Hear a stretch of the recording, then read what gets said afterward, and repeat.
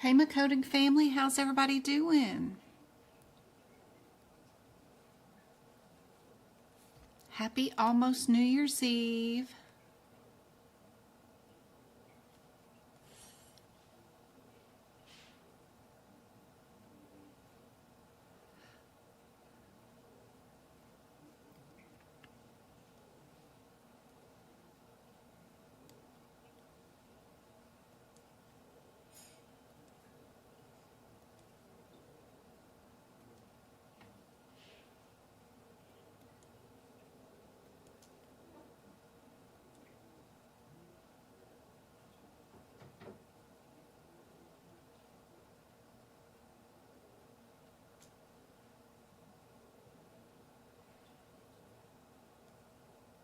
Thanks, Twinkle. Hey, Go Kart. Good to see you guys. All right. Marcy, I don't know. I just do what I can. It's the holidays and the kids are home from school, so 4 o'clock is 6 o'clock p.m. for the Florida people. So I'm just trying to do whatever I can when I can and see if I can come up with a time that's good for everybody whenever.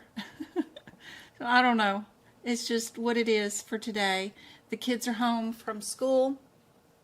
We don't have cheer practice, and I figured 6 p.m. for Florida people would be a good time. That way it's not too late. I don't know. I'm just trying. Where am I at? Let's see. Here and here, sorta. But what I was doing right here, right now, is finishing up some of these cases. I don't know if anybody's working in the practical application area. It wants to see what a little bit of it looks like. This is case 7377. And I've already done this one, so I'm just going to enter in the answers. I had to buy it twice. I don't know.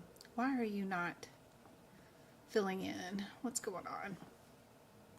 It should be filling in the 7377. Let me hit this. Reload this. I don't know why it's not doing that.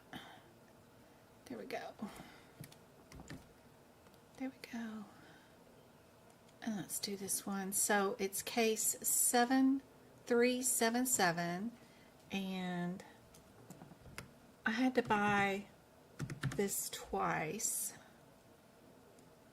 So now I'm going through it and just entering in the results so that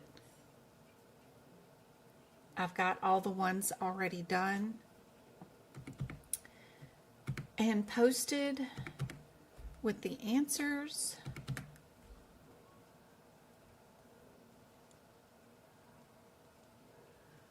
Yeah, there we go. There's 600 of these cases in the practical coding application thing. They give you these charts, and then you're supposed to, without multiple choice, of course, go through here and figure out, okay, what's the diagnosis? What procedure did we do? Are there any modifiers? That kind of stuff. It is way fun. Not at all. Even, you know, things like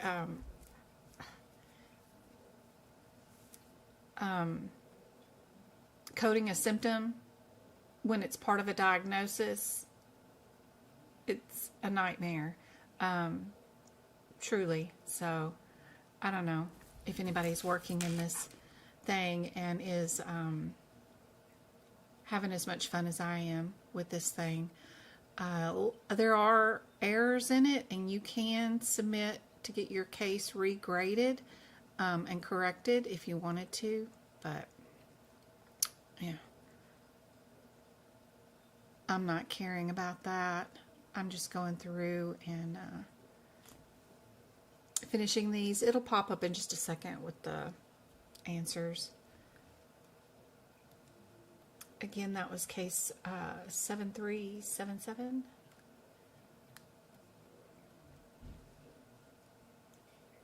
Once you finish them, they'll go over here into the completed area, and then it'll keep track of how many that you've still got to do, which is 545. There's the completed one. You can see what I answered, and then this side of the page is the answer key.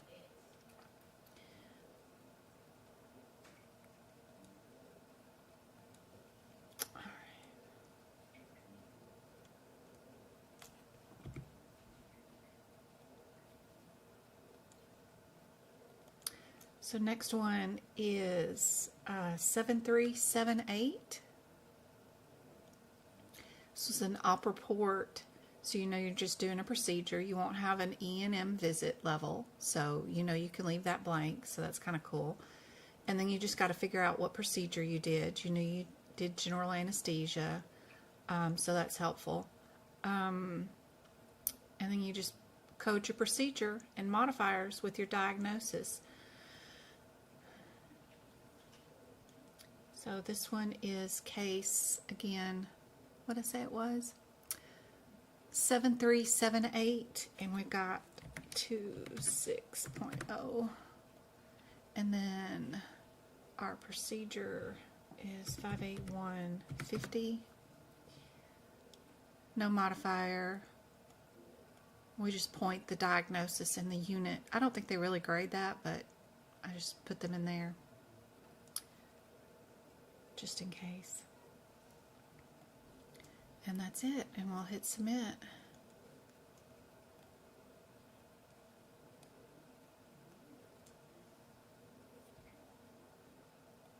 I thought I did enter a primary care diagnosis code.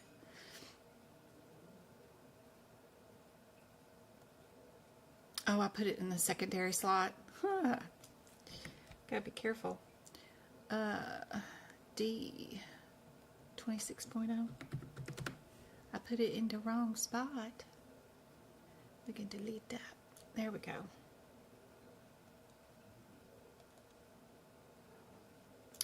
That's the only diagnosis there is.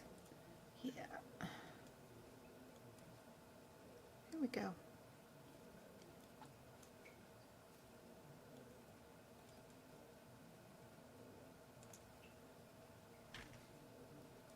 We just gotta wait on it to be submitted and graded.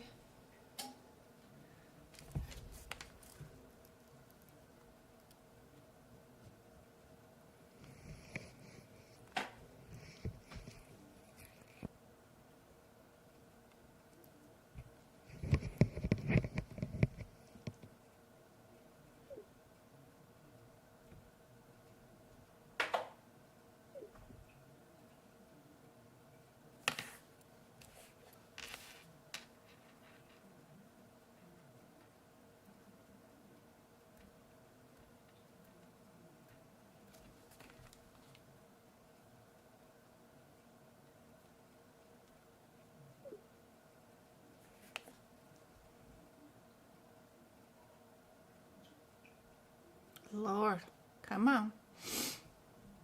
Why you gotta be so slow? All right. Hey, Stephanie, how's it going? It's over. I'm going back to try to pass my test again after taking some time off coding. Hey, great. I hope I can help you out. Would you suggest CRC? I would. Especially look around in the job market in your area and see if how many openings are in your area or online for that one. But I believe a lot of practices are looking for CRCs, and you only have to deal with ICD-10. It's 3 p.m. in California. Aw. Newbie here. Hey, Tracy. It's kind of unusual today because this is, I'm working on practical coding application. This is for after you finish your certification and you want to get a year's worth of coding experience underneath your belt to get rid of your apprenticeship. You can do this practical coding application from AAPC. It's like $200, and it will eliminate 1 year. The good thing about CRC, it does not come with an apprenticeship, so that certification is straight out the gate. No experience needed, so love it. And you only have to deal with ICD-10 book. You don't need the CPT. I took my exam on the 9th, and you passed it. I wouldn't say you failed it. You got 67 of the 70 questions you needed correct. Awesome score. That's really good. But now you gotta apply for that hardship grant. That's awesome. I hope they give you new books, pay for your membership for a year, and give you some more exam attempts. I hope they do that. That's awesome. And then we'll work on, I mean, you should be able to take it right away and get those 3 points. Absolutely. Hey. I just stopped in to say I took my test today and passed with a 72. Oh, awesome, Rachel. That's 5 in 2 days who let me know that they passed. That is awesome. Congratulations. It was your second attempt. You went back and rewatched all your duck classes and made notes on those. That's fantastic. Duck classes are replays that are available on my YouTube channel if you've got the YouTube membership. And they are fantastic. We go through really tough questions, the most missed concepts, kind of like yesterday's workshop, the most missed concepts, and go through those. Those are really fun classes, and to watch those replays. Hey, Monica, good to see you. Hey, Twinkle. Hey, Steph. You're still taking your course, just finished CPT chapter. Awesome. Be sure and save all your practice exam questions at the end of each chapter. Those are awesome. Chelsea took hers and she got an 83. Awesome. Congratulations. I hope that works out really well for you, that you get into this career and find that job that you were looking for.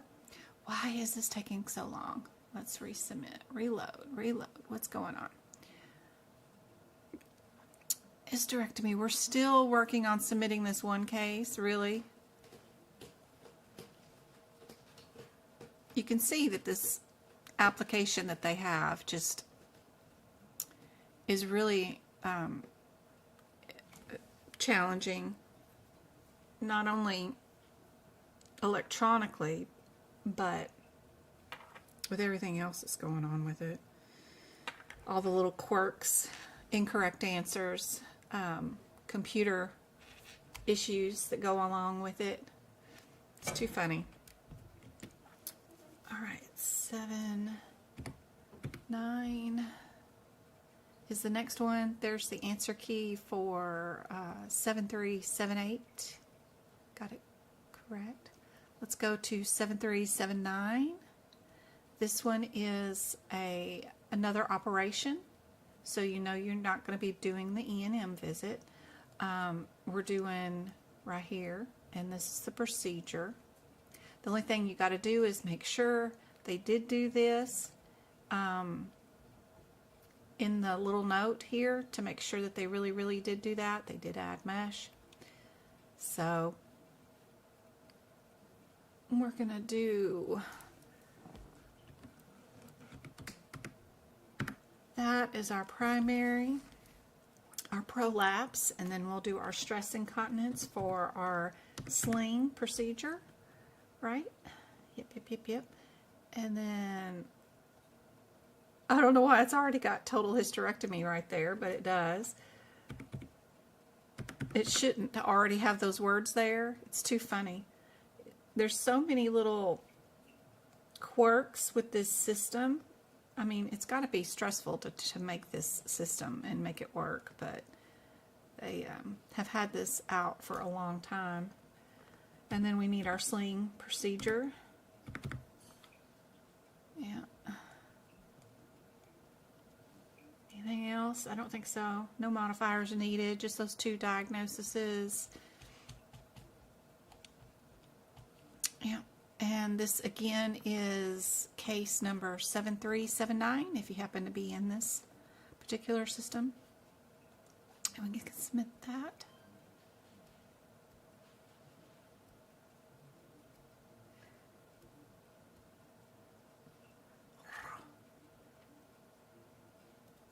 And then it'll pop up with some results eventually.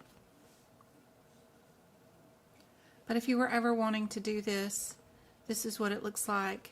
600 cases. And it is fun. All right. There we go.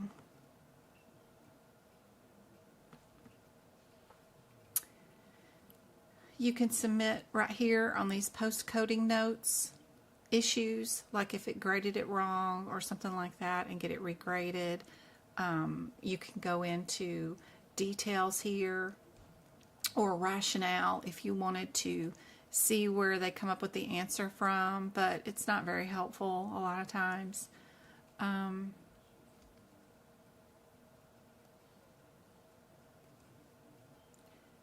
You can go into the rationale for that particular diagnosis.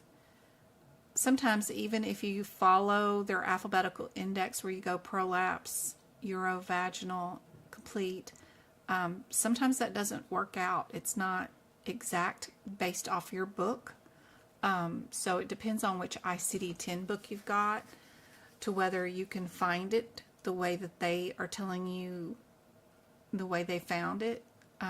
So just be aware that sometimes the rationales will not match what you have in your book. So anyway, and you can look at just the medical record itself by itself without anything else being on the page. But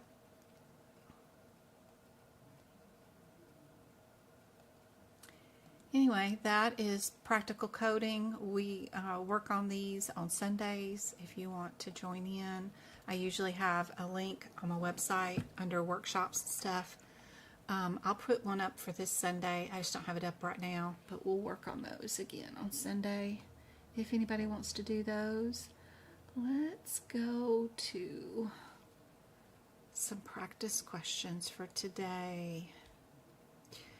Oh yeah, this is, if you haven't been to the AAPC website, the Certification Online Exam Requirements page, this is super helpful. I wanted to remind you guys that going to that page will get you this video that you can watch all these side pieces. It will show you how do you thumb through your books and show off your books. What cameras to use, what you can have on your desk, which manuals to put on there, how do you flash your driver's license, all that kind of stuff. Super helpful. Be sure to go to that website page, the link that I just showed you, and it will show you exactly where to position your camera, every little tiny step from taking your exam online. And it'll go through the testing center places too. So, pretty cool. All right. Here is our first question of today. What do you guys think is the answer? What would you do? I would be going straight to these codes. Don't read one word from the question yet. go straight to these codes, see what your differences are in two of them, like the 70 and 71, and then only check the question for that difference in those CPT codes. If you're not there, then move down to these two codes, see what the difference is, and then search your question. What do you guys think is the answer?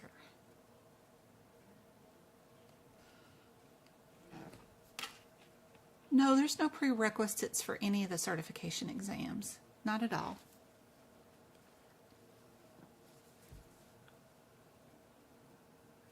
You're welcome, Deborah.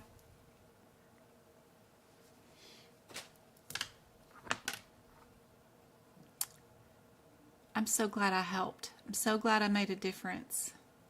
Problem area is E&M. Yeah, I refused to learn it during my certification exam. Sure did.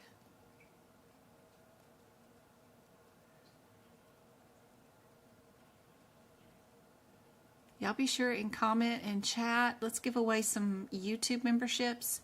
You guys will now have access to all of my YouTube videos, including those duck classes that helped her pass her certification exam. Dee Dee, Silver, Pauline, Emily, and Mermaid all have 30 days free of my YouTube videos. You now have access to the podcast where I'm reading out the guidelines, both in E&M and in the ICD-10 ones. Yep. Plus all those replays of the duck classes and replays of all the workshops.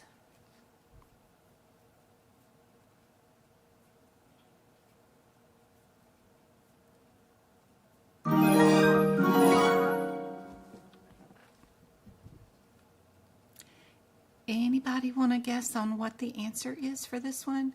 I got 12 viewers on.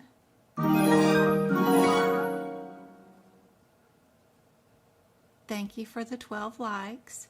Everybody's liked the video.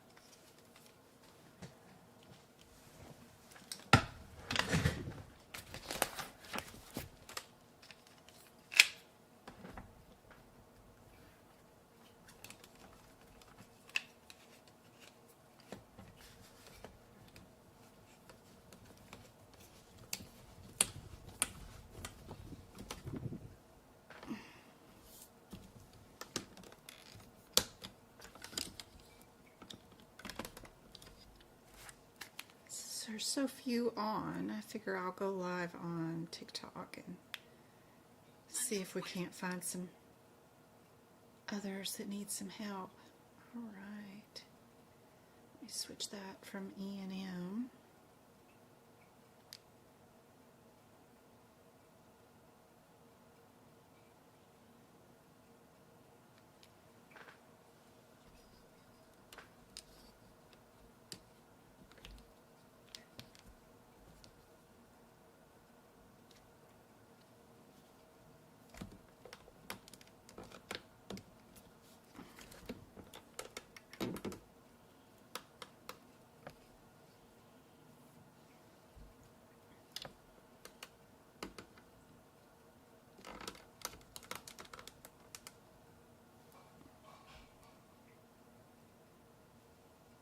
There we go.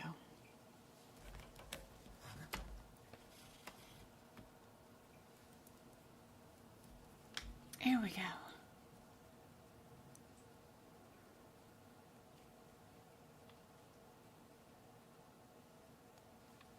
All right, everybody saying A?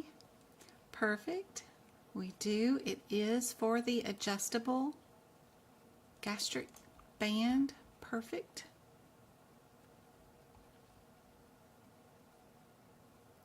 All right, what makes the adjustable gastric band unique compared to the bariatric procedure? Is it non-reversible, requires inpatient stay, the band is adjustable, or the band does not require any postoperative adjustments? What do you guys think? Hey Twinkle, good to see you on TikTok too.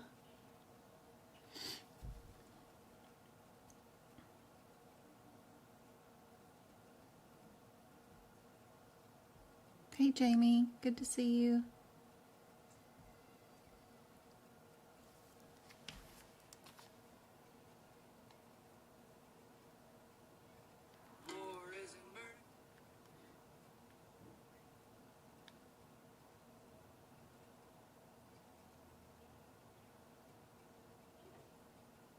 Thanks for sharing the live and tapping, all the good stuff.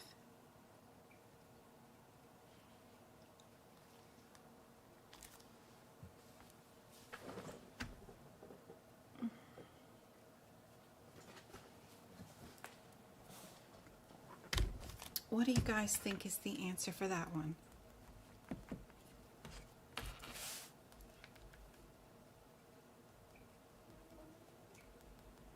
Yeah, C. C is our answer. Perfect. It is adjustable. It's unique that way. What about this one? What is the primary purpose of placing a restrictive band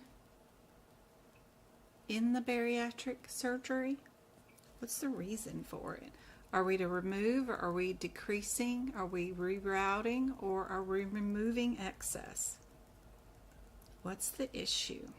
What are we doing?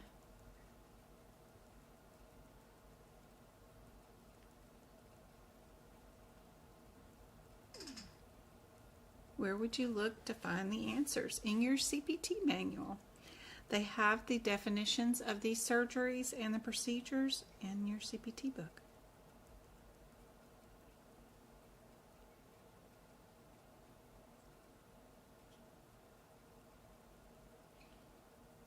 Indeed, to decrease the functional size. Perfect. You can also use your girlfriend Google and Google the answers and then write the definitions near the CPT codes that they affect. Which of the following is true about gastric restrictive devices procedures that are adjustable? Is it always? Is it permanent? Is it an amount? Or does not involve?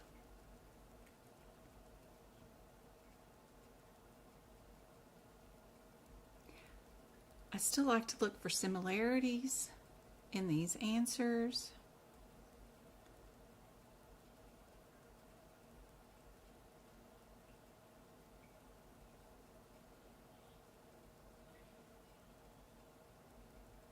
We'll always stay away from the words always or never. Any of these wordy questions, you definitely want to stay away from that stuff. So that would eliminate A because it has the word always in it. Does not, never, those kind of things you want to stay away from. Indeed, C is our answer.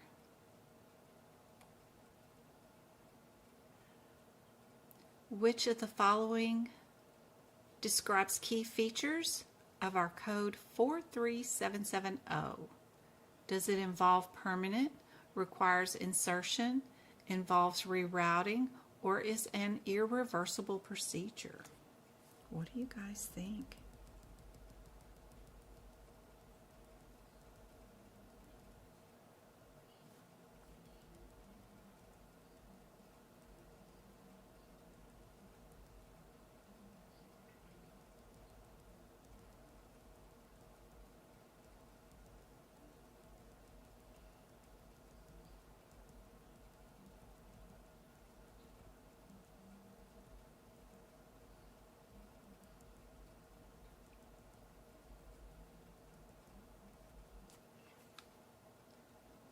Indeed, B is correct.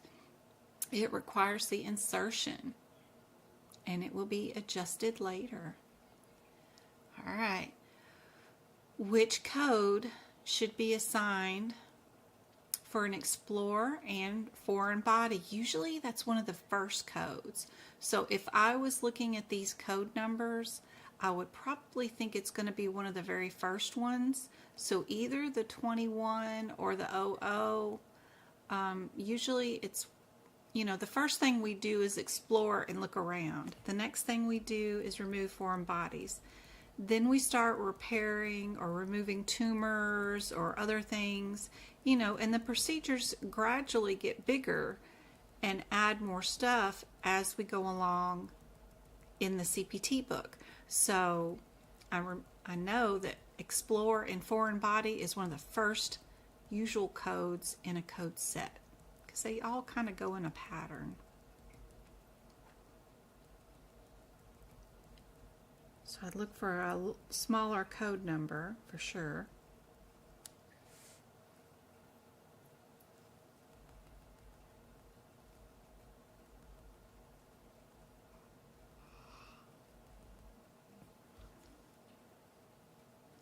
And be sure and retype your question if I didn't answer it. We will give away 5 more of the YouTube memberships on Wednesday. We'll go live. I don't know if 4 o'clock's too early. If 6 o'clock p.m. is too early for the East Coast, we can try 5 o'clock on Wednesday. That would make 4 o'clock for Cali. I don't know. But I will put up a link. We'll do 2 more hours of free lessons on that day. We do have a goal set on YouTube. If you want to do 3 hours today, we just need to meet the goal and we'll go live for an extra hour. Thanks, Stephanie, for the follow on TikTok. Good to see you. Hopefully I can help you out. Did everybody pick out the correct answer? D is correct. And you see how it is the smallest number numerically? It's just kind of interesting, just looking at the numbers numerically. Yep, that is the correct answer. A lot of times it is the correct answer. They're just trying in the question to push you to answer a bigger number. All right, laparoscopic procedures. What happens or what is distinguishing between laparoscopic procedures from an open procedure in the stomach? Is it that laparoscopic uses larger incisions? Open procedures involve multiple access ports. Laparoscopic requires smaller incisions and requires less recovery time, or open procedures are less invasive than laparoscopic procedures.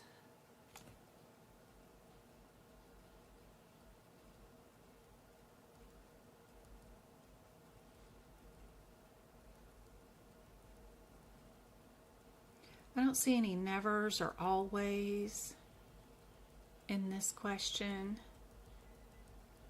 We do have 2 answers that start off with the word open and 2 answers that start off with the word laparoscopic. Kind of bundle them that way. One for the laparoscopic is larger, and then one is smaller, and then the differences between the open ones, multiple or less invasive.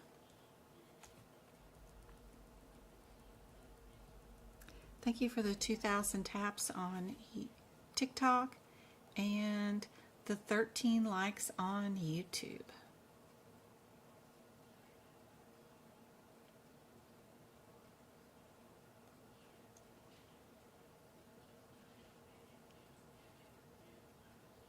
We got the same amount of answers on TikTok and YouTube. That's too funny. Indeed, C is it. Smaller incisions on laparoscopic. Usually just kind of glue them together. All right, which procedure is this technique most commonly used? Do we use it on a foreign body on a laparoscopic, on a bypass, or an Explorer? What's going on in this procedure?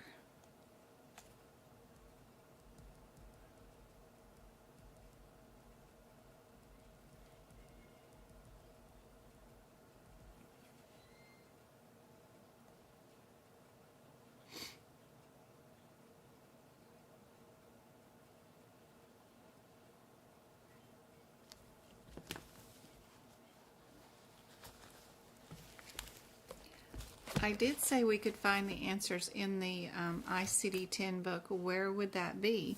In the CPT book. So,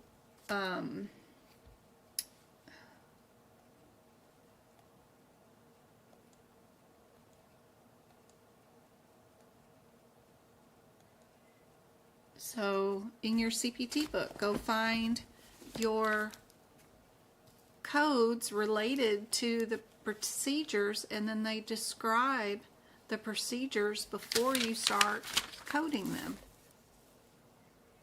Lots of definitions, lots of things that are defined, like they even have the pancreas and biliary tree defined here, and then they'll define the procedures. It's throughout your book for sure. Here's your laparoscopic procedure, and here's its definition. So it's just all in here. You just get to go look for it. There's your laparoscopic. There is your definition. They also draw pictures of the procedures and show you what the procedures look like in multiple areas. Here's some more definitions of what an enterectomy is, including what the different grafts are, including what the backbench work is for the procedures. It's all going to be in your books. Look at all these different procedures that are defined. We've got a definition of a sigmoid scope, a definition of a colonoscope, all kinds of procedures. They're all going to have the definitions listed and the procedures done. You just need to go find where they're located at. I do have a list of all the pages that will have definitions listed on them for the 2025 book ready. It's a list of where you can, it'll tell you the page numbers to go to for every chapter, where you can find all the definitions or important information that you need for each set of chapters, tabbed, so that you know you can go tab those so that you can find them quickly when you need them. But anyway, that's all available on my website at Medical Coding by Jen.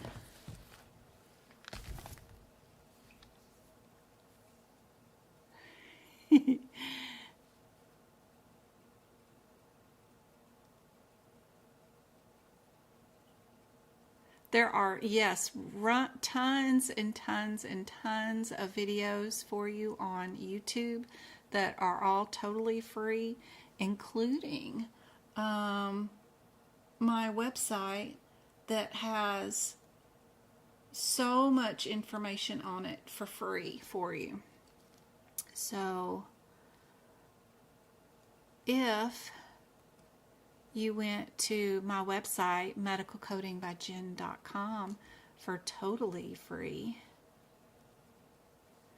you can go to the resources tab right here. You can go to the FAQs. We have free resources right here. You can start out with My Pages, which is the CPT book page prep page. This will tell you how to make all your notes completely free. Click on the picture, it'll give you the instruction, tell you how to do it for your CPT book, for all your anatomy pictures, including your ICD-10 book. Donated $5 through Super Chat. Completely free. Plus I have guideline pages and stuff like that that are completely free. You can also go to the video prep page, which is totally free, and this will show you how to do the digestive book prep videos, all completely free for you. Show you how to do the anatomy and all the book prep for the digestive chapter, completely free. Once you do one whole chapter with me and you've got the step-by-step instructions, you should be able to make your own notes completely free, all on your own with that instruction. Of course, we've got underneath the social media tab, you can go to my YouTube channel right here, and you can go to all my videos. You can go to all my shorts, which have tons of practice exam questions, all in 1 30-second, even 16-second scenarios. You can go to all my repeat lives. I've got 3 years of 2-hour videos of repeat practice exam questions, lives, and advice right here. This is just, it goes on forever. An endless supply of countless hours of videos. I do have a playlist here you can go to where you can organize and see just anesthesia videos or just anatomy videos or just risk adjustment or ICD-10, all that kind of stuff.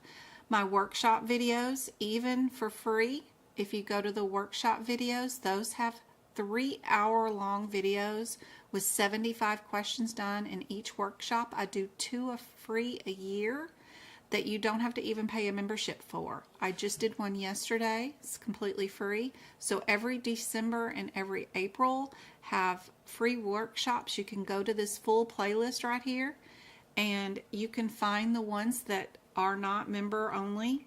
You can do the ones that are right here, like this one right here that does not have the green star beside it. That's a totally free one where you can watch. This one's almost 4 hours of nothing but practice questions without me visiting or talking to my kids or whatever else. There's no conversation. It's just question to question. And it's back to back, just study for the exam. There is so much free information. Also underneath the FAQs, underneath here, you can join our free Discord study group. It has 3 years worth of information in it. Totally free. There is no gate to get into Discord, and there are so many rooms in there. Practice exam question rooms, job resources rooms, what to expect on exam day room, case room where you can do just practice exam questions for cases. You just have to go here and go find the resources and do it. Also, if you go to the free resources list right here, there is a free grant for even pocket prep. You can even go to the CMS free certification classes right here. If you go here and click that tab, it'll take you to the CMS website where we have free web-based training. You can do all of these certifications for completely free and add them to your resume. My employer sends me here every year to do the abuse and fraud training every year. This is an 88-minute course that you can take an unlimited amount of time, and once you pass it, you can put this certification on your resume. They have courses that are completely free, like diagnosing, how do you do ICD-10 coding, how to recognize the format, how to find codes. That's a completely free course from CMS that you can do. And you can take it unlimited amount of times. It doesn't track your information. No one keeps up with your scores, but it is totally free for you. There is tons of stuff. If you wanted to find a job in an area that there's tons of openings that no one wants to do, it's grievances and appeals. Right here, there's 2 courses right here. If you even just took those 2 courses and passed them, which you can do unlimited amount of times, add those to your resume once you get them passed, print out the certification that you get, then you could get a job doing appeals and grievances tomorrow with anybody, a health plan or a medical doctor's office. These are all completely free. Those resources are available on my website. You can also go to the Pocketbook Prep application. Y'all know that Pocket Prep is one of my favorite areas to do practice exam questions. They have 750 practice exam questions, all in AAPC. Right here, they have a grant that you can get, a free grant, and do pocket prep for free.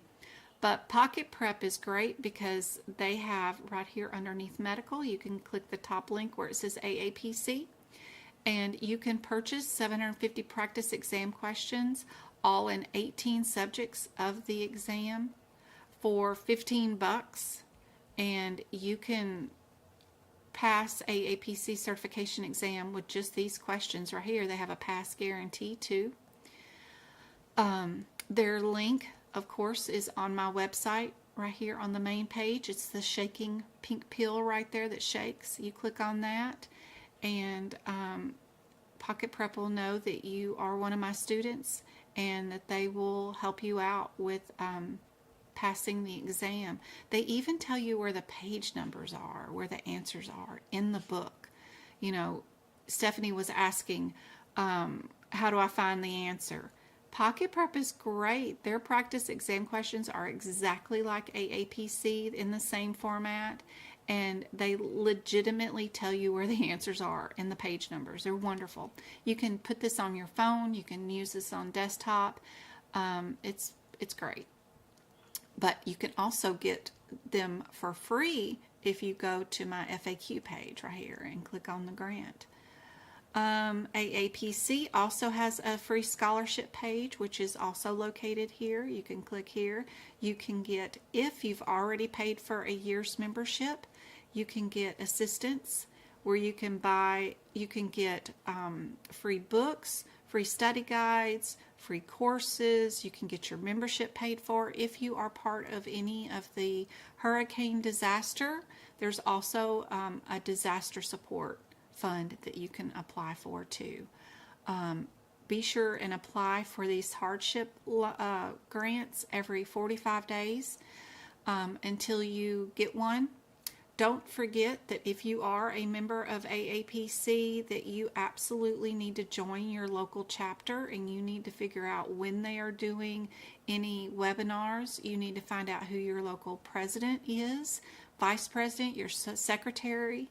You should volunteer to be in some of those positions. Even if you don't have your CPC yet, it doesn't matter. You can still hold a position at one of your local chapters. They're the ones who pick out the winners of the grants also. They're the ones that will help you find a job, help you pass, help you with the learning library. If you haven't even been here yet, you should be. There's a ton of free courses and stuff here that will help you. There is so much information here on their website that is wonderful if you haven't done it yet. Also, there is, where is their blog? That blog right here is their Knowledge Center. So let's say you don't know something about gastro. Type it in. You don't even have to be a member of AAPC. Just come here to their Knowledge Center, and any of their blogs that they've written about their procedures are listed here for free. They also have coding examples when they do this too, which is really cool. Whenever you go into one of their knowledge centers and you look at one of their examples, they will have some coding examples, and I'll find questions that were on my certification exam right here inside their blog. Really cool. They'll do chart examples, and I just love their Knowledge Center, especially the fact that you don't even need to have a membership to log on and look up any of this stuff. You can just go straight to their Knowledge Center and start reading anything that they have listed here. Look at this, 4 tips on pediatric psychology coding. They'll have tons of examples and how to code them and explain stuff. All right there in the AAPC Knowledge Center, completely free. But don't forget to apply for their grant and Pocket Prep's grant. Their free monthly magazine with practice questions. There's 20 practice questions are located there. I have the link there for you. It is really cool to go there too, because you can do all of the 20 questions free a month. They're located here. I gotta log on. I don't want to log on, but those are really cool. Practice exam questions with free rationale. They're all located there for free. Our Discord link is really cool because it'll just toss you straight into our Discord group.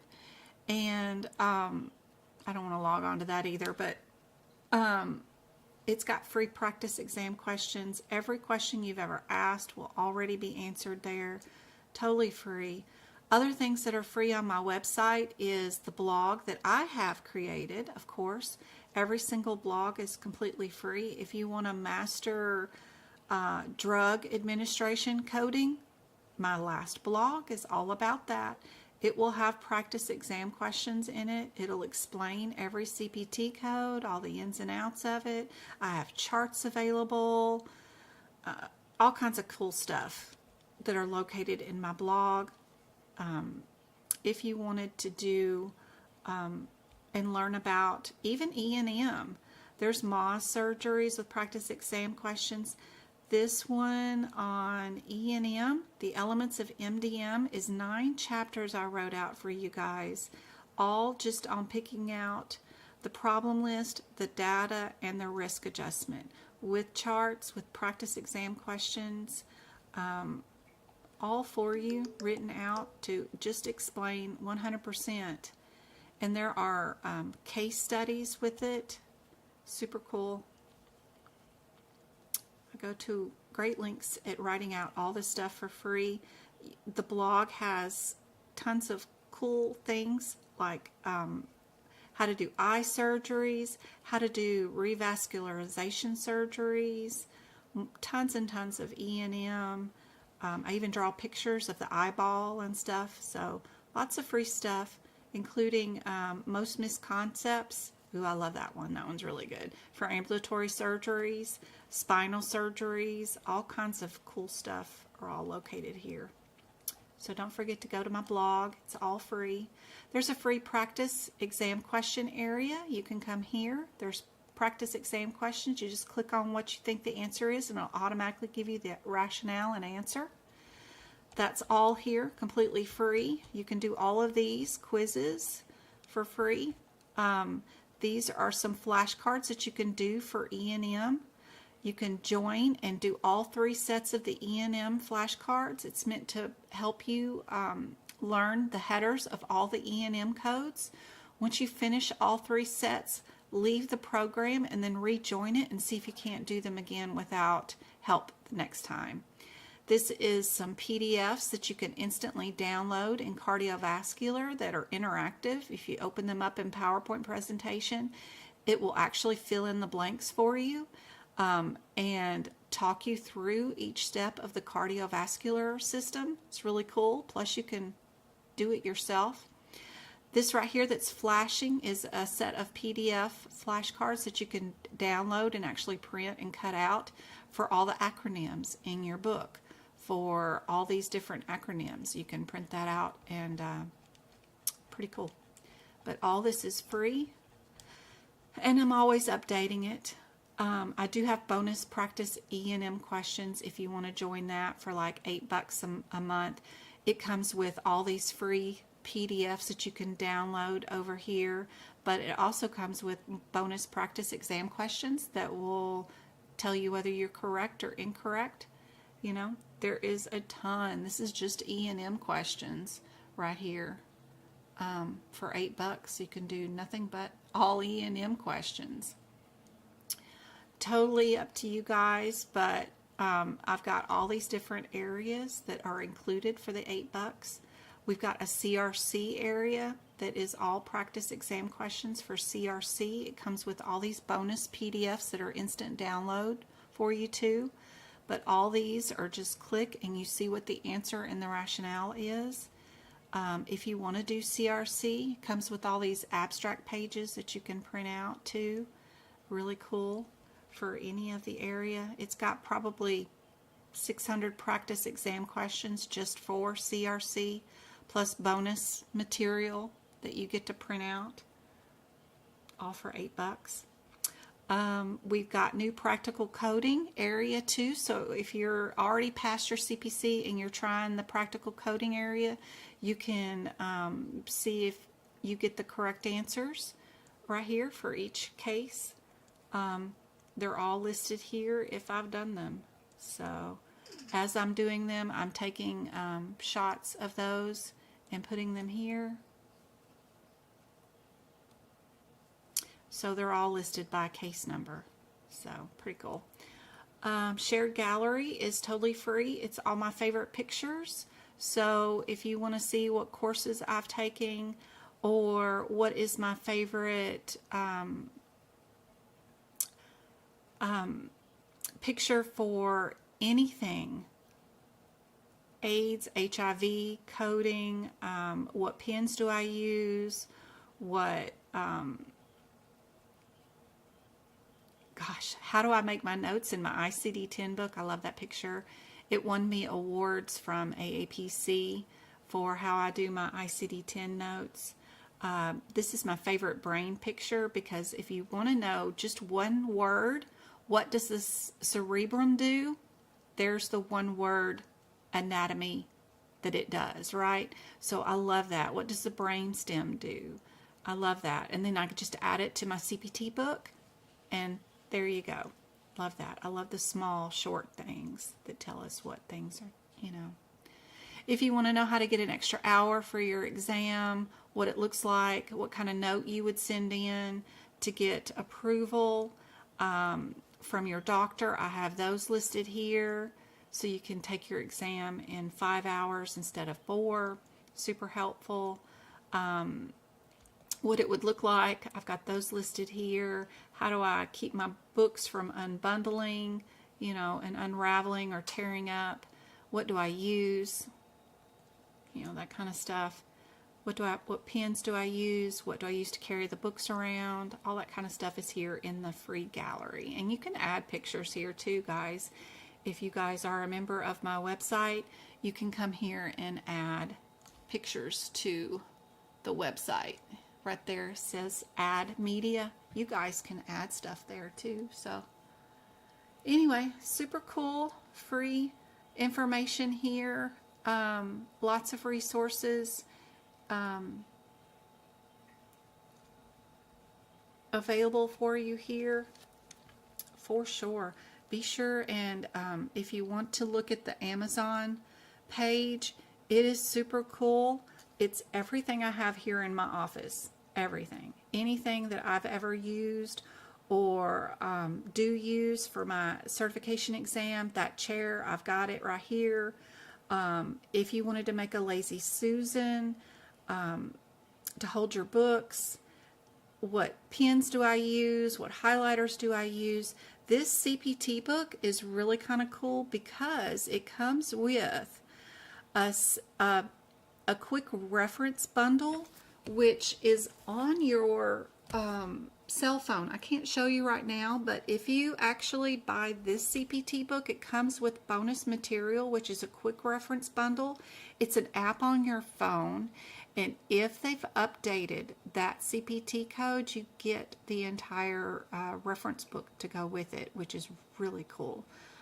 It's unique, but it does not cover every single CPT code. I wished it did, but it is still cool for the new updated or any old codes that they updated this year. It comes with that quick reference app that is on your phone that gives you the full CPT code descriptor that's not located in the CPT book.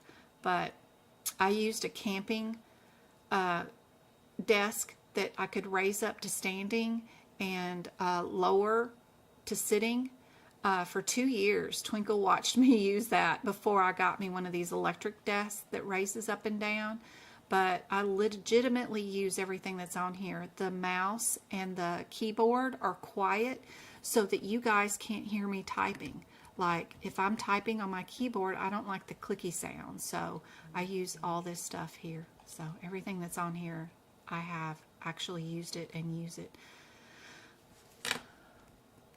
And that's located there on the list. But don't forget about Pocket Prep. It's the best thing. And of course, the Mint Mobile.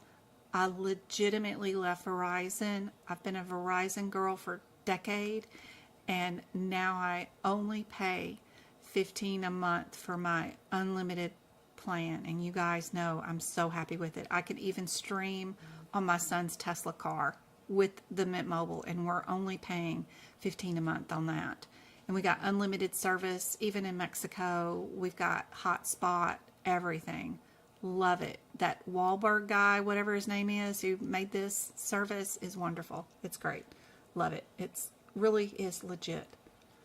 Anyway, tons of free resources, guys. You don't have to suffer alone, but you do have to go find the work. If you do purchase anything from my website and you do have a membership and you want to stop it or anything, everything's located right here on the main page. You'll have a drop-down menu right here that says welcome home to your medical coding family site. You know, Stephanie or Michelle or whoever you are, it'll all say your name right here. So your account is all right here. So if you have a subscription to the CRC page or the bonus practice question and you want to stop it, it's just one click. You just click right here into your subscription and hit cancel, and it cancels. No worries. If you purchased anything and you want to re-download it, it'll be right there under my orders. There's a rewards program, so if you've ever purchased anything, you can get free stuff with the hearts. So you can get your next set of notes for free, that kind of stuff. So super cool. Everything's located right there on the main page, and it's made it super easy if you want to cancel subscriptions. If you do sign up for the bonus practice question area, for $8 that day that you sign up, go on and come here to my subscription and go on and hit cancel.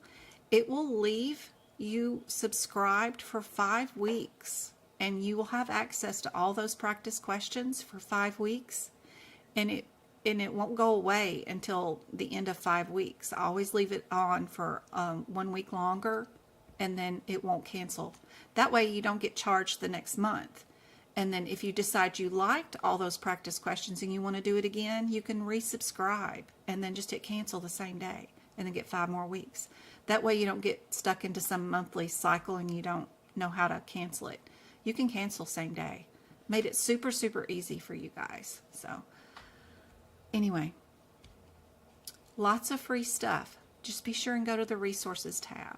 There is a lot of everything there, the shared gallery and the free practice question area and the blog, all free for you guys. Tons of free information here. Tons and tons and tons of stuff. So hope that helps out. Let's go back to our practice questions for today. We were doing this one? Yeah.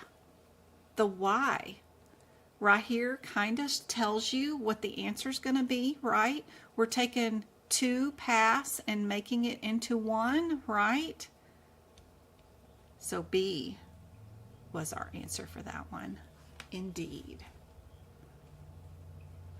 Here's the next question. I'm going to check chat and see what I missed when I was off on my tangent about the website. What all did I miss? Thank you so much, Go-Kart. You're awesome. I wish I could help everybody. We need to have our Friday duck classes again. I can see I've got a few more ducks who have not passed, who are struggling, that are going to be in need of our duck classes again. It just takes so much time. And then I've got so many people to prepare the questions for those days. But I've got people wanting notes for 2025. I got to go through my 2024 notes and see if anything needs to be updated. Besides the E&M section, which I did redo this year because we've got a lot of brand new E&M codes. So I did redo those notes. You did? You mentioned, did you switch on Sunday? That's awesome, Christine. I'm telling you. And I live in such a rural area that it was like, I thought I have to have Verizon because T-Mobile and all those other people complain about the the service. But let me tell you, I'm so happy. I wish I had done it a decade ago or whenever he invented this thing, because there's no reason to spend more than $30 a month on a cell phone plan with unlimited everything. Legitimately. Verizon was $240 for 2 lines for me and John. Of course, I had Disney service on there and some file saver extra bonus stuff, like to increase my file size for downloads and stuff. But there was no reason for 2 lines to be $240 a month. Now I'm paying $30 for 2 lines. I'm saving so much money for that Mint Mobile. And I'm getting better service than I did with Verizon, which is sad when I was spending so much money for a decade. Yeah, Mint Mobile's been great. I'm so glad you're happy with it.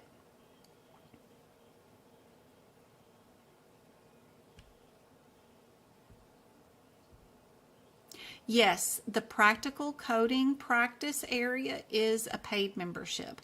So if you are a member of maybe the CRC or just the practice question area, they're all separate memberships. It's $8 or whatever it is, you know. So if you want to have access to the answers or that practical coding area, it's just a paid membership. So yeah, you got to pay for that. Duck classes, so flexible. Yeah, I just got to come up with time, because those questions, I've got to come up with good ones. You know, I can't just do basic questions. And that's what takes so long, is to copy, paste, or write out the questions for the duck classes. Because I want them to be advanced. I want them to be questions that are going to trick you. So it just takes me several hours to prepare for a 2-hour duck class, and just finding the time to do that preparation every week is rough, but we need it. There are some ducks that are really struggling that need those classes, so I'm gonna try. They probably won't be weekly, maybe every 2 weeks. I don't know. Even if I could just do one a month, I think that would help. So I just got to find, I don't know how I had a job. I had a full-time job half the year from January to May, June 1st. How did I work full-time and do all of this? I don't know. I don't know how I did this. Now that I don't have a job and I'm completely unemployed, I still don't have enough time to do everything that I want to do with you guys. Yes, it's the SWANS plan. Yep. That is for super advanced ducks. They're no longer ducks. They've already passed their CPC and they want the answers for the 600 cases. I only have like 90 there. That's why I've been working feverishly to re-enter in all the ones I've already got answered, because I had to repurchase all the 600 questions again. And so now I'm entering in the ones I've already got printed in there, and then I'll do the new ones and then get those added in there so I can get all 600 into the SWAN plan. Yeah. Anyway, I'm working on it. Thanks, Go-Kart. I am not Superwoman. I'm epically failing here, guys. B is our answer. You guys are correct. Good job. All right. Still more in these gastric areas. What about the laparoscopic gastric bypass procedures? How many access points are typically established? 1 to 2, 3 to 4, to 5, 6 or 7. Gastric bypass procedure. How many ports?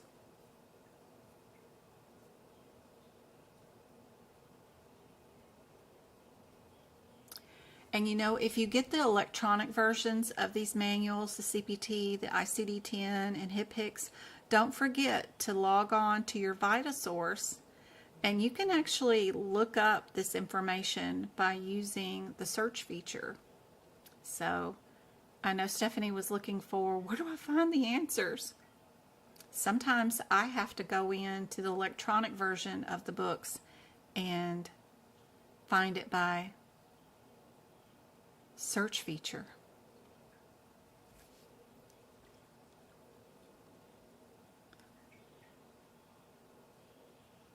This one is 6. I wish I had the page numbers where the answers are.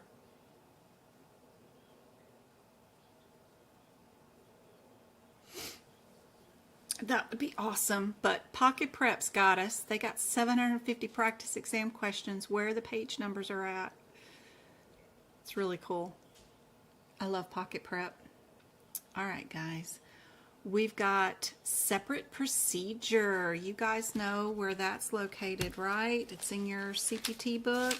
They've got guidelines right at the surgery set of codes that talk about separate procedures. Where is the video? Yep, right there. So we're at the surgery guidelines in the front of the integumentary section. It's this right here that they're talking about. However, when a procedure or a service that is designated as a separate procedure is carried out independently, blah, blah, blah, blah, blah, blah. They just want to know, do you know where that guideline is at?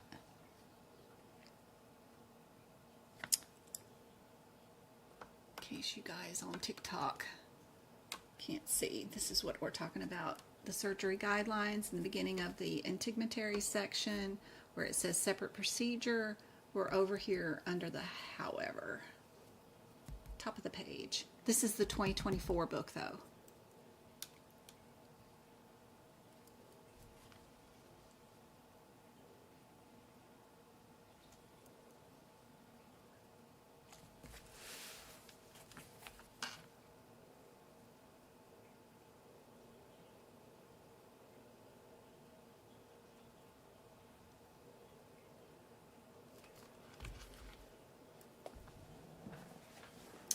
We've got, if anybody's going to take their exam anytime soon, some notes that I've scribbled down about the exam. Be sure you understand and know things like IUD insertion or removal, nephrons versus neurons, NOC versus NEC, ureter versus urethra, JVD, which is like jugular vein distension, the differences between the muscles in the neck, cervical, thoracic, those kind of things, the difference between my ring and tympan surgeries, super helpful to know, a swallow test with video recording, the blue word right there. Be sure you know about the definition of what that vocabulary term is. The difference between auto and allografts can be super helpful. I'm always keeping up a ton of little notes to jot down that we hear rumors about. Medicare, which part pays for prescriptions, which one pays for physical therapy, that kind of stuff is always helpful to have written out in your books because those aren't in your manual, but they're things that you want to add.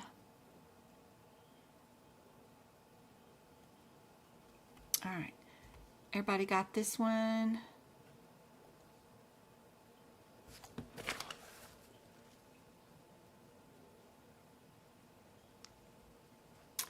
We've got in our electronic book, I took a screenshot of it from VitaSource and put it right here.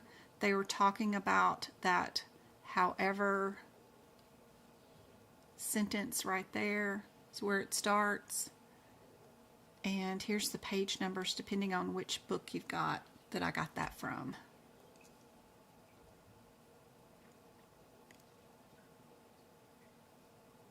What are we doing here? We're doing cardiovascular. 75 is in all of the answers. Would we need a 51 modifier or not? 51 modifier is that bilateral or multiple? Which one is that? I always forget. Multiple procedures. So, would we use that modifier or not? Would we need a 5-9 modifier on the end? Anytime a set of answers has some modifiers listed in some of the answers, sometimes that's easier to look at and figure out what your answer is than the actual CPT codes. 2 of the answers have the 6-5 answer in it. Only one has 7-6, only one has 99. What looks like a normal format? Would we code 2 codes together that are in the same section, 364, 364? Would we add them together? We could if this one was an add-on code without a modifier, but without a modifier, you know, you got to make sure that the second code is going to be an add-on code, the one with the plus symbol in front of it, or you're going to be required to have a modifier. So just knowing the standard patterns in some of the answers can be super helpful. What do you guys think is the answer for this one?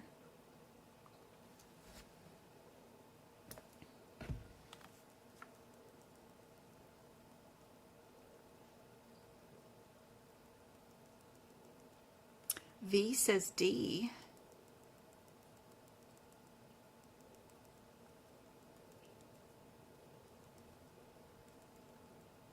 Still got 35 on TikTok. How many we got on YouTube? 21. Hey guys, we'll be doing another one of these 2-hour lives on Wednesday. I think we'll start off at 5 o'clock. I think 4 o'clock was a little early for you guys. Arizona time zone. It's 5:20 for me now. One of these, when I told y'all about the electronic version of the books, a lot of times I like to go through VitaSource and just look for the word example, because the book is just full of examples. They'll talk about particular coding scenarios, especially in these instructions on how to use the CPT book. They will have the word example a bajillion times, like example here, example here, example here. And what I did for the 2025 notes is I went through VitaSource and then I went and just searched for the word example. That way I could go through here and I highlighted every time the book said for example, for example, for example, because those examples seems to be a lot of the answers or a question that is on the exam. AAPC likes to use these. There's an example, example. Sometimes they're in the middle of the sentences. Sometimes they're alerted in bold, but sometimes they're written in the middle of a paragraph and they're not highlighted or bolded. So that's why I went through and looked for them this time to make sure that I caught them all. And then I wrote exam questions like this one off of those. So this particular question is actually from that page that has all those examples on it right here.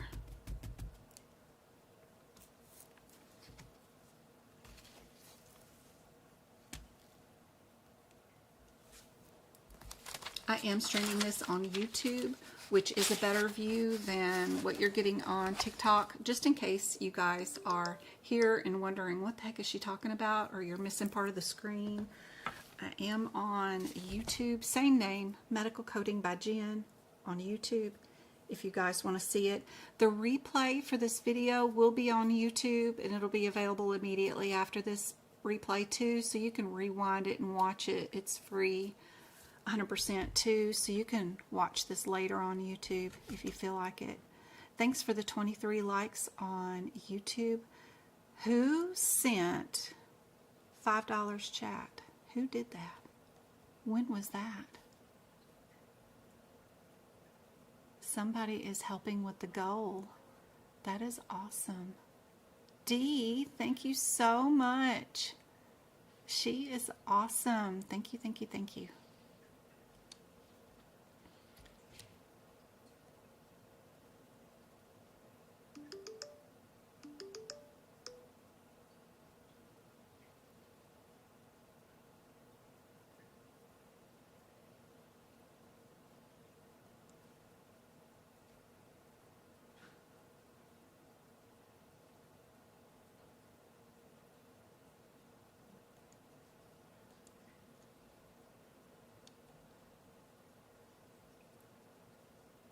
Thank you for the support of the YouTube channel. That's awesome.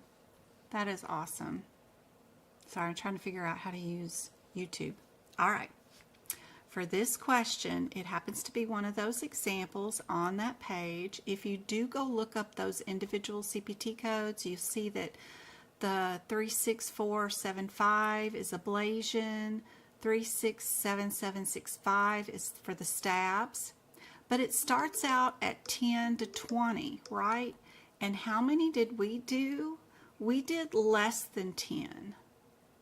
So what happens when you do less than 10? When our CPT code descriptor starts out from 10 to 20?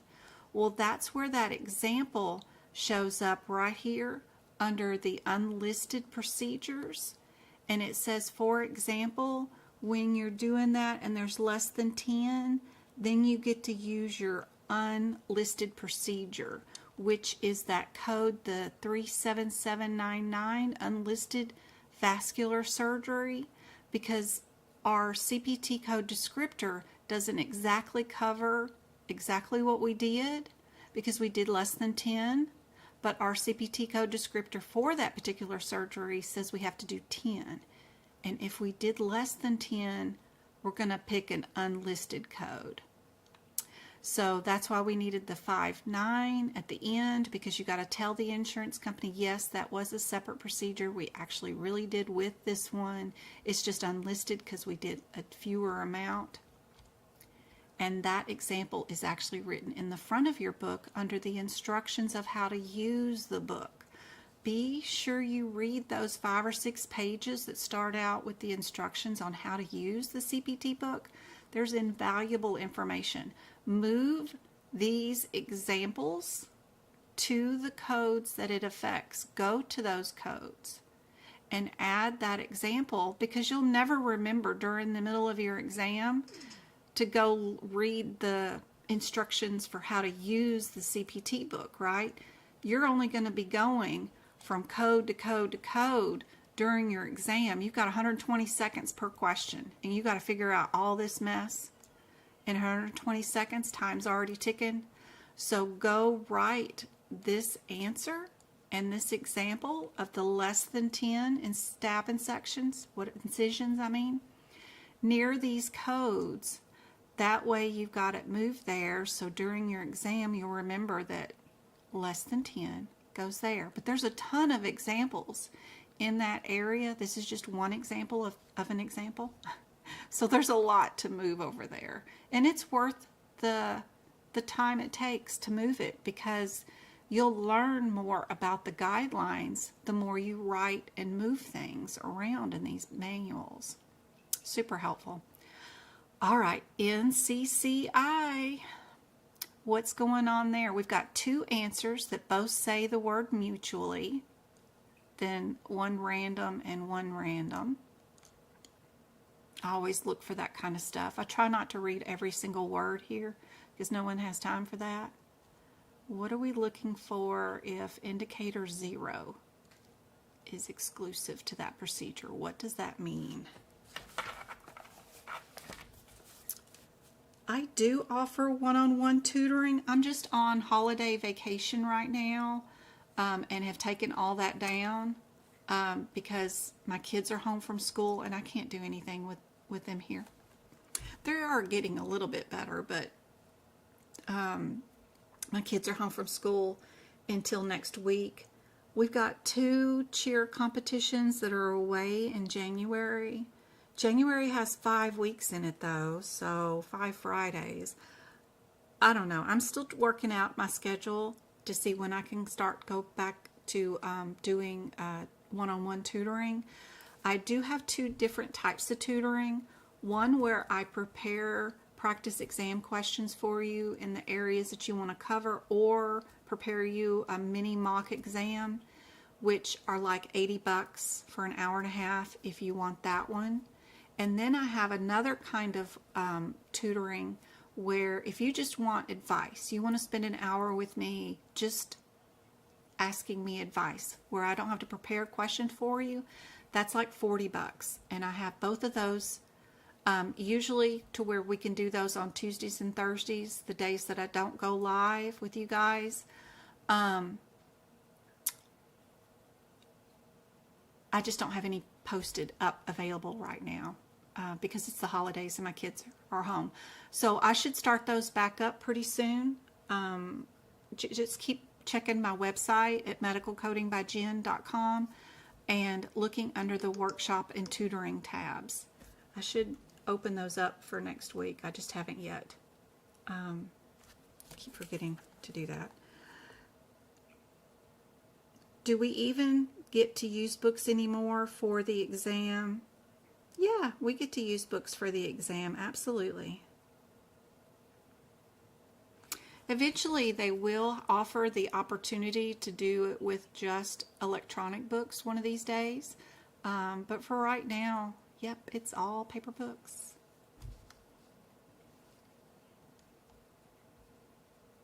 I am studying to become an AAPC instructor too. I'm taking their instructor course so that I can actually, for those people that actually just have to have a course and they really think that they really want a course, which I don't think you need one, but if you really want one, maybe I could be your instructor and we could meet once a week and I could help you through your course. But we'll see. I'm going through the steps. I did get approved. I did purchase the course and I'm working up through it right now. I've done 7 of their courses this year already. So no matter what course you've taken or going to take, like COC or CRC or ambulatory surgery, I'm sure I've taken the course. So I can help you out with anything anyway, no matter what.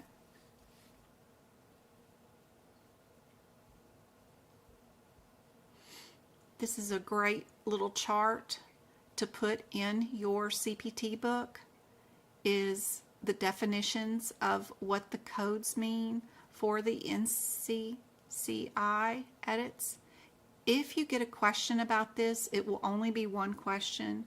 And if you wrote this out in your CPT book, because NCCI edits is only in your HitPix, if you have an AAPC version of the HitPix, if you have any other versions of HitPix, you won't have any information at all about NCCI to answer that question or any question around this kind of question. So no matter what, if you have what version of the HitPix you have or whatever, just go on and find you an area in your CPT book and write this out, and you'll be prepared for any NCCI question. This is trimmed down version, what you need for your certification exam. This will help you out right here. for sure.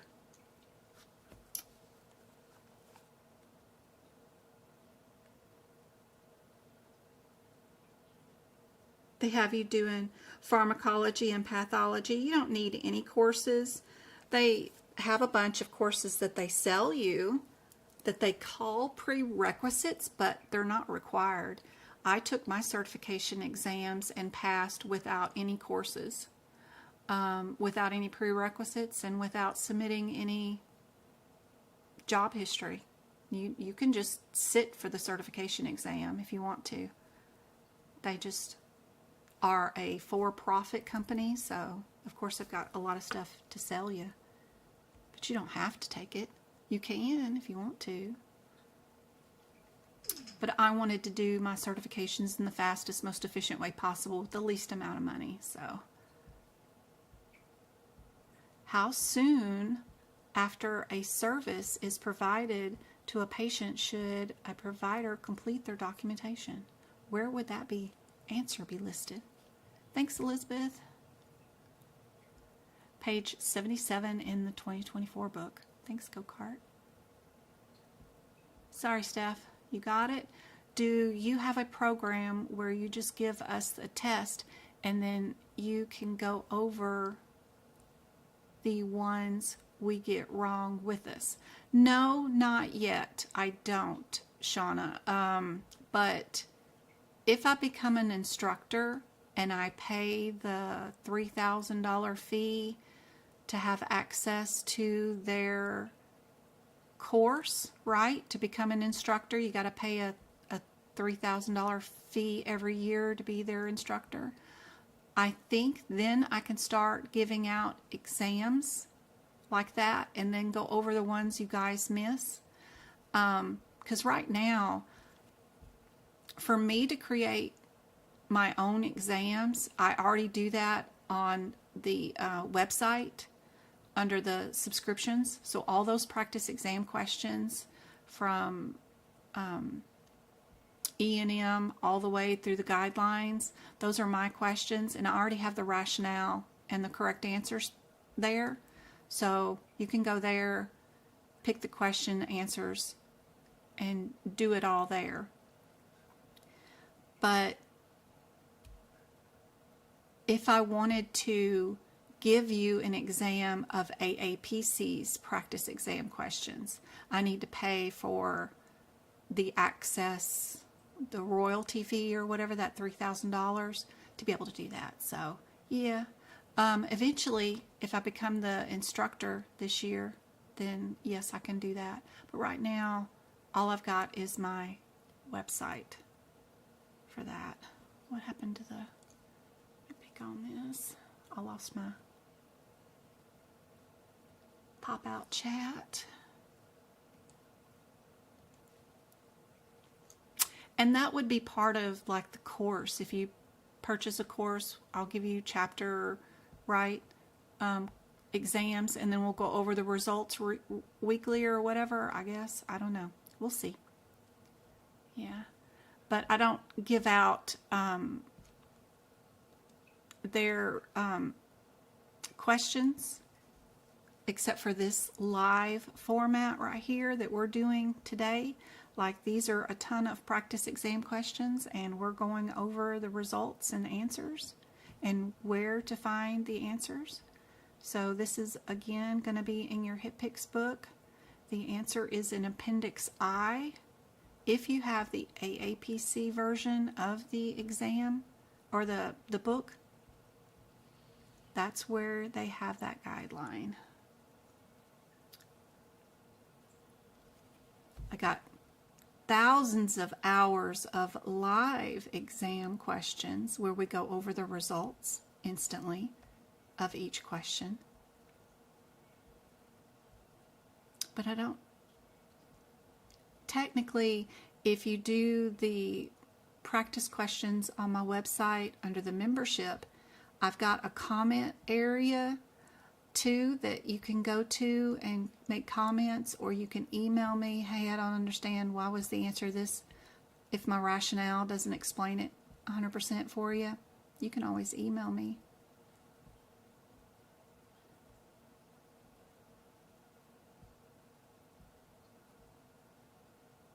We got 3 answers that are in the 15,000 area. 2 of the answers, A and D, are super close together. They're only 5 numbers apart.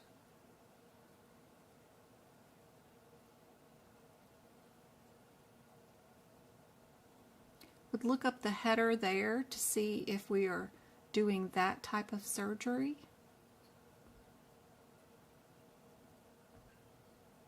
Because the 14, you know, that's in the adjacent tissue transfer graphs. And I'm not sure what the header is for 15.7 is, but I think there's 3 sets of codes that are all in different areas. Are we doing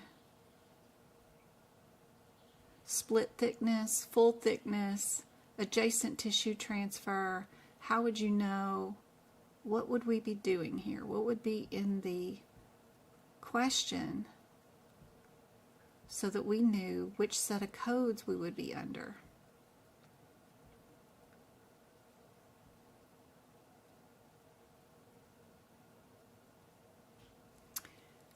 If we had a graft that was epidermis and dermis, what does that make our procedure? Very advanced question to know whether you are in one set of codes, another set of codes, or another set of codes, because it's not giving you the name of the exact procedure that you're doing. You got to look and decide from the anatomy that's being discussed what procedure was done. Very advanced. Cool question. Sorry if I missed your question. Just ask it again.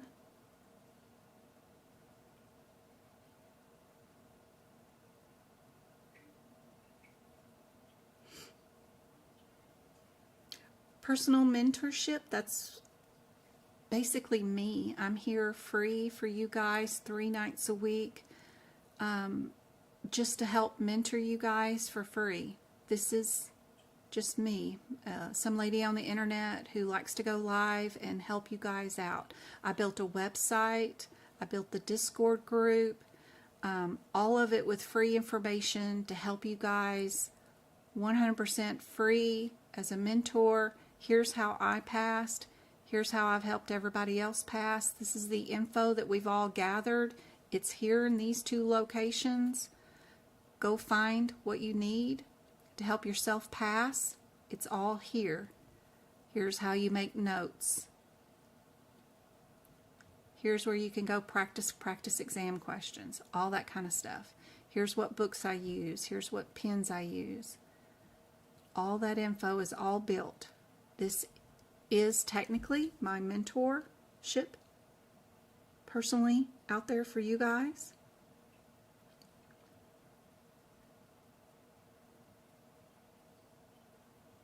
You need to start from the beginning. It's really kind of crazy, you know, you just gotta start and keep showing up. So there's really not like, where do I find the starting point?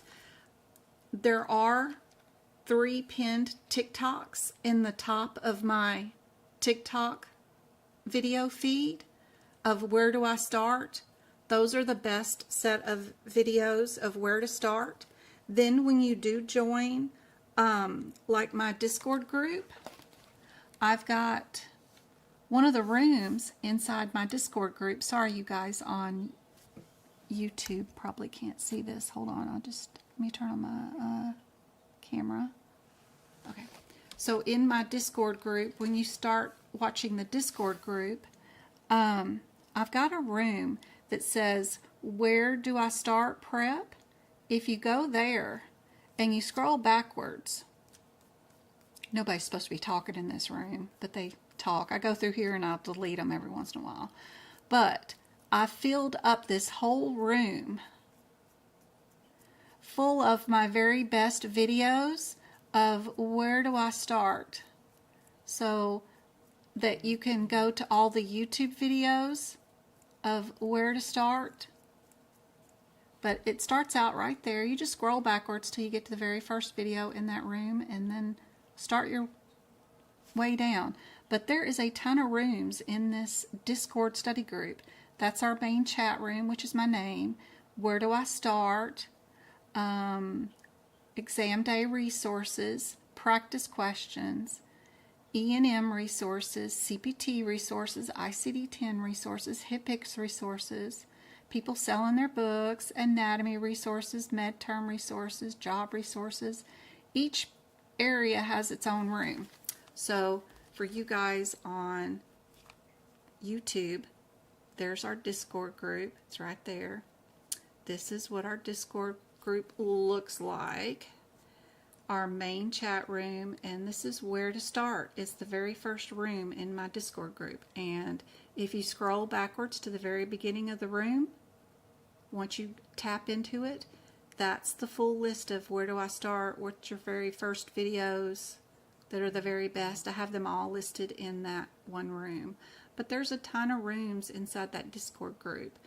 The ones that are showing up white all have something in it that I haven't read. If they're grayed out, that means that I've read everything that was in that room. So that's why there's two different colors on some of the rooms. But anyway, there's all kinds of rooms. They're all separated by helpful tips and areas that you might need. You could even go to the fur baby room and see everybody's fur babies. You know, we got all kinds of stuff. We even have an off-topic room. So if you have something you want to talk about, like I have my cousin who has, he's a police officer in Tulsa. Him and his wife both police officers, and he has brain cancer, and he's going through treatment. So I was sharing some personal information in there. But if you have like a side hustle that, of course, is not competing or anything, but you know, sell candles, or you have a GoFundMe for something or whatever, you can do that in the off-topic room. But lots of helpful information and free, totally free.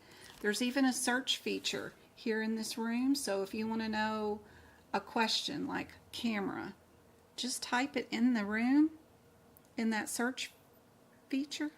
Camera. Camera. What camera did she use? It'll bring up every conversation anybody's ever said about the word camera, and then you can search through those questions and answers for what camera did you use. You can see right there they've posted even a link to the camera that they used. So super helpful Discord group. You just got to learn how to navigate and search through things and find the info that you want.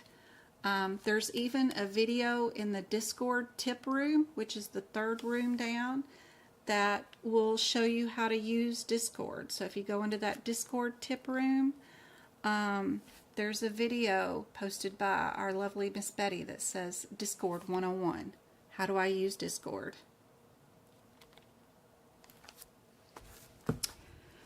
Anyway, back to our practice exam question. Whoops, wrong one. That one. There we go. What's everybody doing for New Year's Eve tomorrow? Does everybody have to work? What did you guys think or come up with the answer for this one right here? Split thickness, tissue transfer.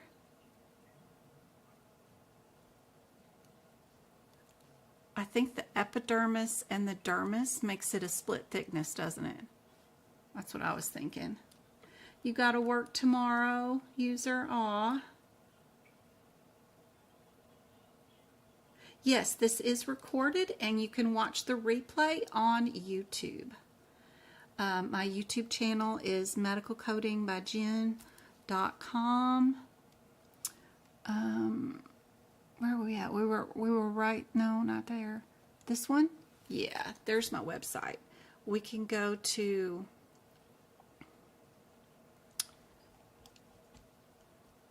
my website, medicalcodingbyjen.com. You can go to the social media links page, and right there is how you join the free Discord group. You just click that join now, and it'll toss you right into Discord right there. Super handy dandy. One little click. And the website is filled with tons of free information. Don't forget about joining our Pocket Prep. 750 questions with page numbers where the answers are right there. Super cool. We got our resources tab, all free. Blog is all free. Free practice exam questions. If you join anything and want to cancel it, you cancel it right there on your main page. And then shared gallery is all free for you guys too. So yep, super helpful.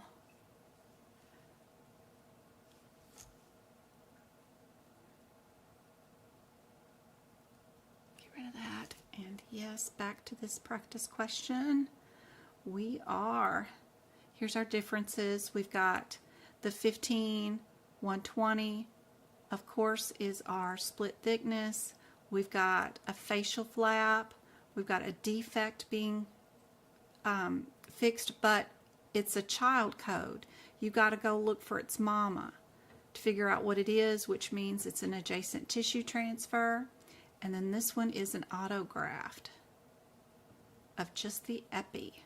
But you could tell from that practice question that we did epidermis and dermis. So 2 different levels. So that does make it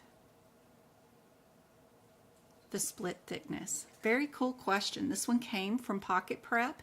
It is one of their questions, and they do tell you where the answers are and the page numbers. I'm surprised I didn't put that down, where the page numbers were, but this is one of theirs that they had, and I was so impressed with it. I thought it was great. It was a good question because they don't actually tell you what procedure you're doing. You have to go into the note and see what you did, what body parts were messed with to figure it out. It's a very good question. Very advanced. All right. Are we in the 50,000 section or are we in the 10,000 section? Would we add radiology to whatever we're doing? If we did, would we need a modifier? Would we times these? Are these eaches? Or do we need that 59 modifier for doing 2 under the same header? Looking for what would be correct coding patterns as far as a code with a modifier is super handy. Most of the time we don't add radiology because it's already included in a lot of these codes. 3 of the answers have radiology in them. 1 of them does not. Very cool, looking at the similarities. Needle size is important. Are we doing just a plain needle, or are we doing a core needle? Sometimes the type of needle is very important. Things you have to quickly think of because you've only got 120 seconds to be thinking about it, right?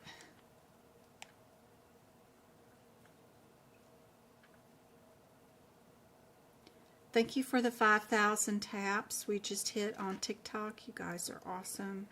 Appreciate it. That's great.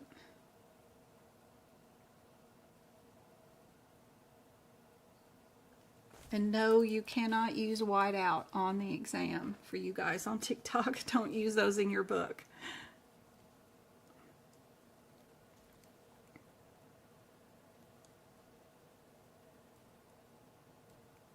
Somebody's birthday? Aw, Sparkle. Aw, happy birthday. I hope it's a beautiful day. Even if you're having to work, I hope it's a beautiful day.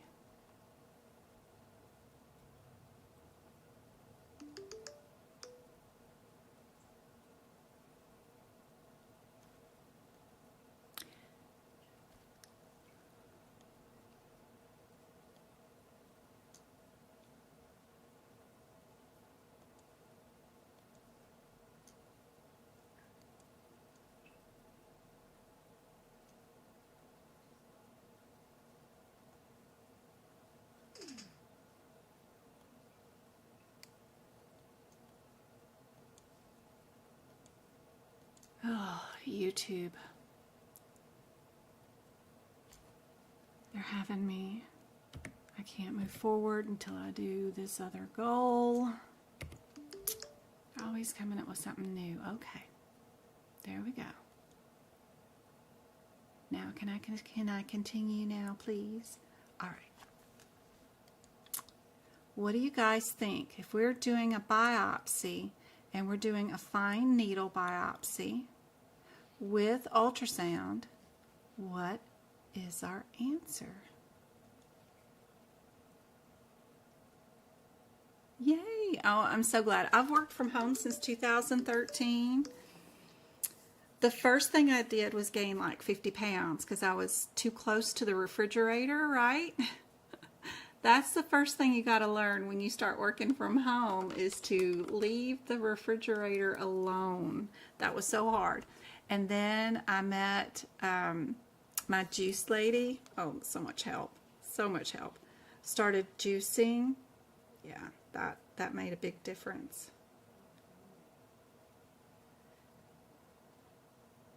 Lost 80 pounds doing that.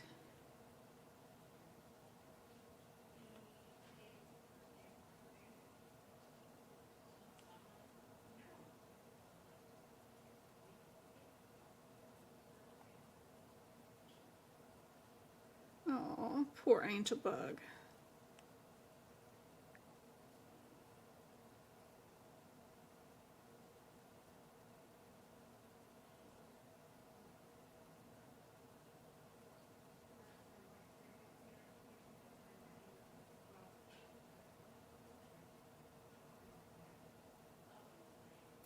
I got somebody showed up at the house. Sorry.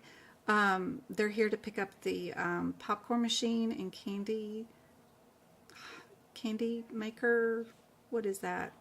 The spun candy maker that we used for Travis's birthday. I'm sure they could get it out of the garage, but they are here, so that's why I'm distracted. I can hear them in the house coming to remove those machines. That was crazy.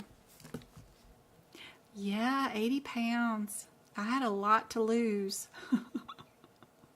I had a lot to lose.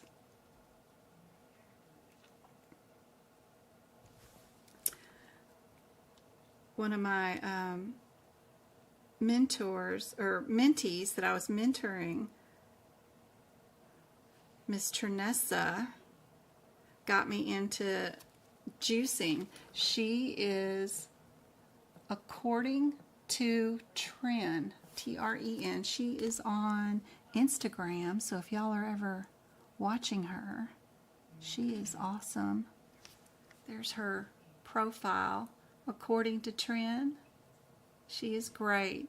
She does all this juicing stuff, and it is great. If you just replace a meal with, and I can't use fresh fruits because I'm not that good. We live in Arizona. There's no fresh fruit around here. But I buy the Walmart frozen, already cut up frozen fruit in bags, and then I just put it in my my bullet and do that. And chew it all up and then juice that. So I've replaced a meal with that about noon because I'm not much of a breakfast person, and then I just have my dinner at night and just keep it light. And lost 80 pounds. But yeah, y'all gotta see her video. She does a really good job. She lives in Florida, so she gets to have access to lots more real fruits and vegetables. But I just use the Walmart brand frozen fresh fruits bags. Make it easy on myself. But anyway, y'all got to see her. She's great. 80 pounds, sure did. But when when you're in your 40s, your metabolism slows down. Then when you're in your 50s, it just stops. I bet I could eat once every other day and still gain weight, you know. You don't need as much calories at all when you're in your 50s. And now I'm getting closer and closer to my 60s. Oof. There is no metabolism anymore. Plus, I work from home, so I don't do a whole heck of a lot. try to do scootering and walking with my kids, and that's been fun, increasing the activity.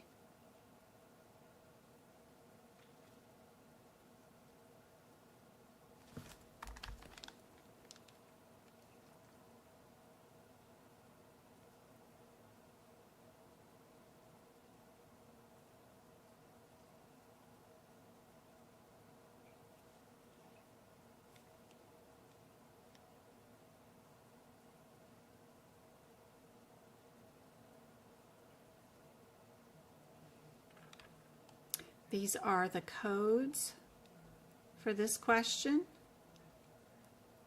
And I love this chart that's in our integumentary section. It is the best. It also helps you if you've got shave biopsies, punch biopsies, and incisional biopsies. It'll tell you what the answer is.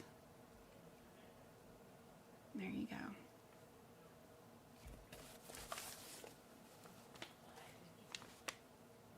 B again was our answer for this one.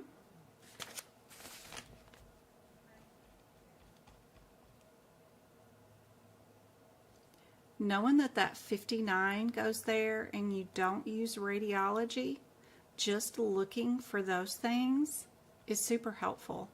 You don't need to add radiology. Gets rid of all those three answers. Just pick B and move on. You can make it a whole lot easier on yourself.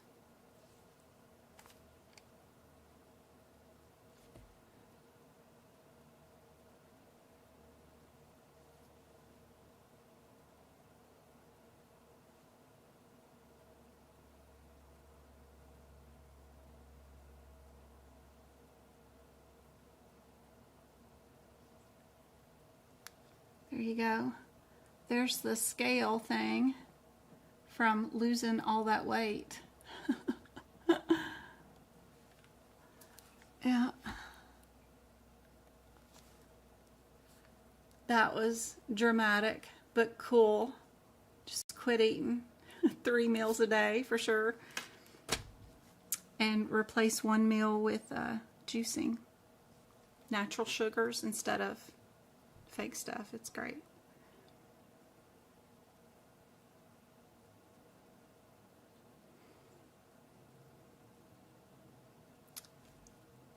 We've got 2 answers that start out with the same code.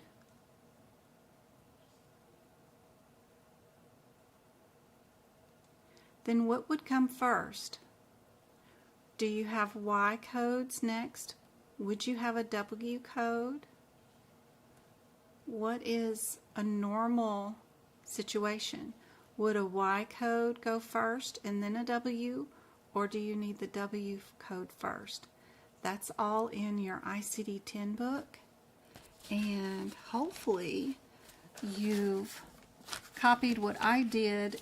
I showed off one of those pictures earlier today about what I did for my external causes header.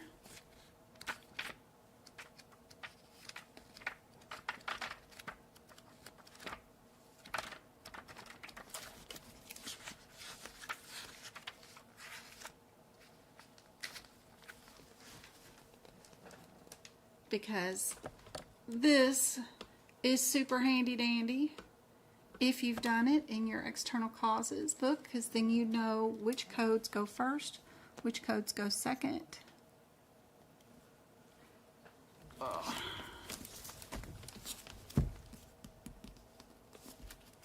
How it's caused, the intent, the place is third, fourth is activity, status.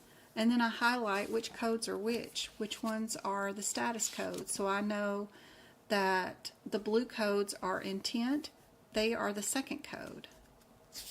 So that's pretty cool. I like that process. It's hard to remember which ones go first, second, or third.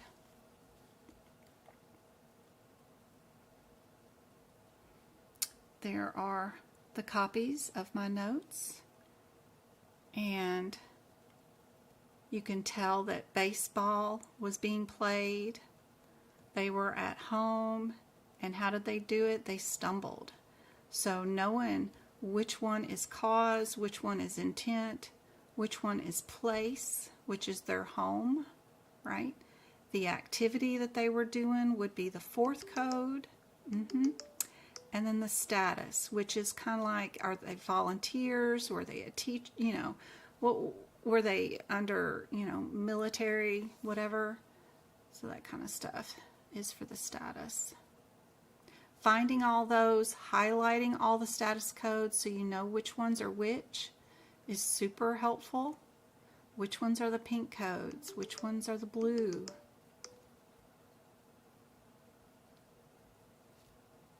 And A is our answer. I hope this has been super helpful. I gotta go because somebody's here and I can hear my cameras going off, and I want to make sure that they get everything. I've got one more thing here in the bedroom that they need to take with them. I think they wanted to get a refund on it because we ended up not using it. But I hope this was super helpful. We'll do 2 more hours on Wednesday. We'll start it at 5 o'clock and see if that isn't more helpful for everybody. But I hope, and I'm sorry if I didn't get to all your questions, but I hope this was super helpful. And the replay will be down on YouTube, so you guys can rewatch all of this. Yeah, you got to go watch her videos. They're awesome. And seriously, the Walmart bags are super cheap of fresh frozen blueberries or strawberries, and you just chew them up in your little bullet thing and drink them. Replace a meal with that, and then try to only do 1 main meal a day with protein and salad or roughage of some sort. And you can do it too. Yep. I hope that is helpful. I love you guys. I will see you on Wednesday. Yes, this is recorded. It will be on YouTube. I hope this is super helpful. I gotta go get back all this birthday stuff that we had for the birthday party.